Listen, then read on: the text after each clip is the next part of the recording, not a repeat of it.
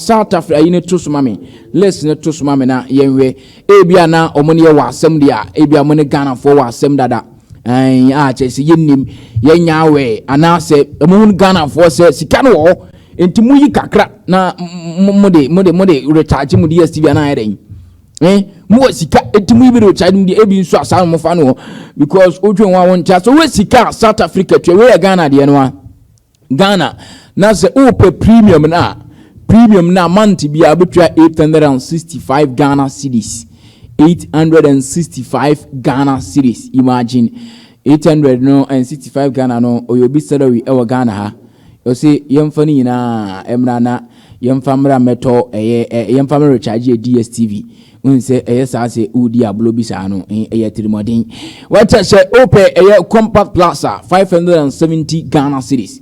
Compact plus 380 Ghana anti Ghana se sia uroma say na your price ne sitie na wo se wo kasa wo hwe ni say ya onwe ya obefa no normal say Ghana de ne boy in African countries de ne de say na naira no cedis wo so chain ntini say de no wo so normal ne ade but for young compare ye na de ne in dollars ye compare ye na ye de ne in dollars na ya hwe ntino say wo hwe ye de ne in dollars ya ene that's one what I say intino Ghana, Botswana, Eswatini your friend say one money kan Angola ka ho sound so na Liberia ka ho ntu we Ghana premium no Ghana ye tua $82.40 e wo premium no eduru Nigeria for tua just $29 ye tua $82.40 Nigeria tua $89.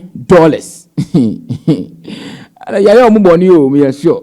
Ana on say o hwe Liberia on so tua $61. Liberia tua $61. Ana Angola etua $33.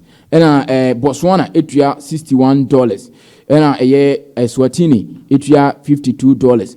Ana South Africa etua $51. Enti se premium no said Ghana as compared to other countries obi atua and that was screen so ohwe no enti Honorable Sam George communication minister say e wo sododo o said Dstv 40 Ghana de no so by 30%. So want to 30% no because dollar number from so far want to 30% and okwani amianim ne on tiase ne entiase china on tiase ne entiase china but me I think is say omuhwe population no na omuri a price san fa to soma me na minimum nkomo omuhwe population say uka so omuhwe population no so dia ene wo senka Ghana yenso ye baso ye de ne ba from chain ayifo de no about from the chain Liberia ye do so chain omo Liberia ye saying 5.6 million one population no yeah 34.5 omutua $61 ye tua 82.40 ndi no DSTV for ye kasa ohwe population nso a enye possible because you draw the chain Liberia so na ye tua chain Liberia ena oh dio what I say ena Eswatini kura de nyene tipe kura ne because Eswatini omududu ina 1.3 omutua 52 ye tua 82 even compact plus no $35 ye tua 54 entino DSTV mo boy atirimodin mo bo Ghana for atirimodin pa mo tirimodin entino yesrem say eno kura ne yamia ni muni said you ono abo ne kan mo teso se sia na this is the time I was a Ghana mpanim for no mo act as leaders said you mo ye no mo mfa mo nan si form sa na mo push ni pa mo because taxi drivers ni be force to roll fame a obi anso mo so mo to roll fame afi na municipal assembly say wote se obi atumu atwane car na fa Sunday ni ade say tintintin ade ni kwan first of all ni kwan sesi adenti ena oban ni nyintum se roll fame yentum na obi di ne pe atu roll fame no roll fame si anya ye 4 series 5 series no only assume me pay 4 series in 5 series no na me dey me magi 7 series magi 8 series ni ade aye entobia eye dey pay in Ghana here say cassava uko market na cassava na yeto no 8 series ya uko ani ma baby 10 series baby 14 series baby 15 series obia e price na nioma sɛ dey pay ene DSTV abelande wo Ghana obeduru Ghana no na adwemu nyina kyerɛ sɛ na sɛ Ghana ye mmara ne ngara nya adwuma ye ni price control bia in Ghana ye nto no nso be ye de ope nto be du no nso atoto ne price nim se de ope bia wa price no nyoma no se de ope bia o sori ya na se otum rough utimi sori $20 akosoro dollar ne cost no de wan kase me to decoder ne nko ne maja recharge fee no o ba no to recharge nim kosoro beduru se dollar ne ba for no ti decoder no so mum ba wante na de recharge ne de osan tum kura no yi na ni mai otwi na ni kura na se wan kase no a wo se adufuru pa ya yo de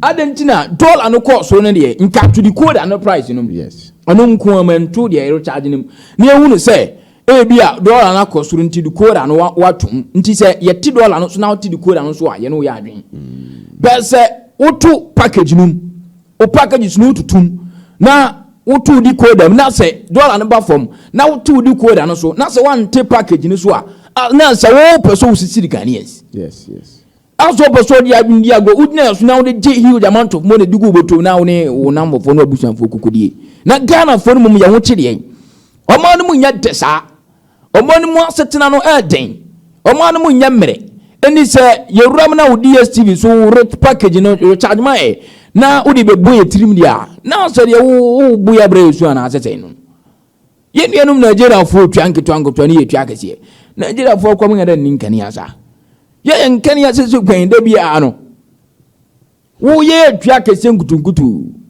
mu ba ye mu feel comfortable in the country nti mo ye de mo pobia also mna so say government dey na embassy form no the price control aba say billions control prices in farmer yes say billions minister ni meet you omo ka say ye cedi na depreciate 200%.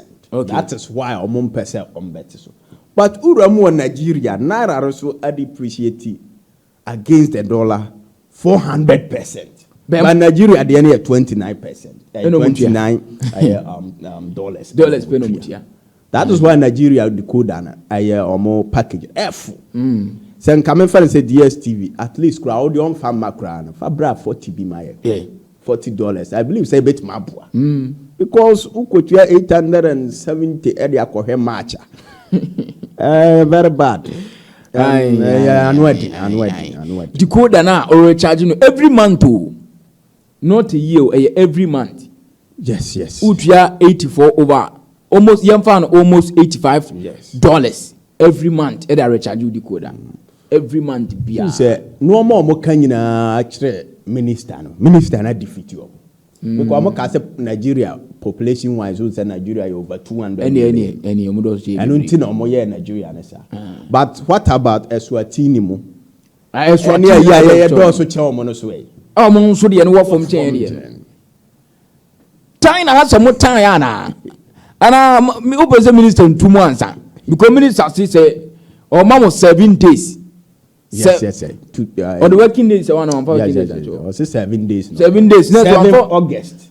By 7th August. A month to swap. 7 month to swap. Alliances. Or Jeffrey Muts. Aye. Now, sir, or suspend here in I country number woman, your chambers country in Yamudia. Yes. Timothy Medium poems are. Mama, I won't chill at Saboni and Ruby and ye. Monson, sorry, I'm out to one as a gun for a pet football auntie. Mutum says, I better charge.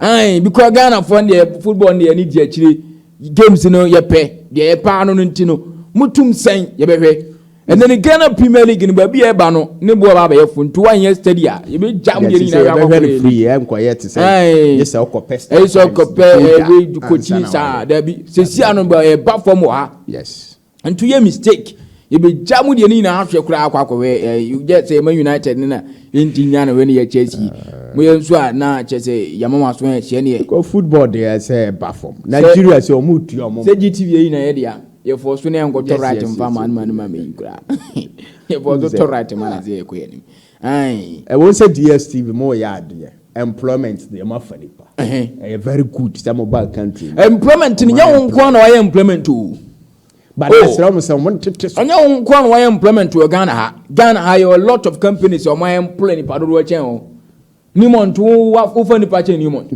wo tua workers ka chen ni month nti be ni month so say na o ye ni nwuma o da bo tu amuka yi ntu ba ka kire say wa for wa employ youth ni binti no o ba ye ho na say ye kwa youth na wo mo work ma no mo dwuma bo mo on sansem no kra de o kan untua kan ntwe bia wo employ workers in fan ntwe bia o Ghana ha wunim companies awro wa Ghana even franco mo no mo no tonton wunim ba bia o ho wunim workers wa employ ahia na wa employ despite mo no wunim nyuma mo create ni nipa mo employ mo wunim nipa do mo employ a wo sansem no kra de nipa mo ahia na mo employ mo ahia na mutua musika ne de mo package ne wo soro mo nteso titiade no so bra fom na yenka se firoman ni mu ko ana yenka sa de ne yema wo nye wadwuma wo be yesi man sika sem ne mra fom kakra ko Nigeria tua $29 ni ye tua $82.40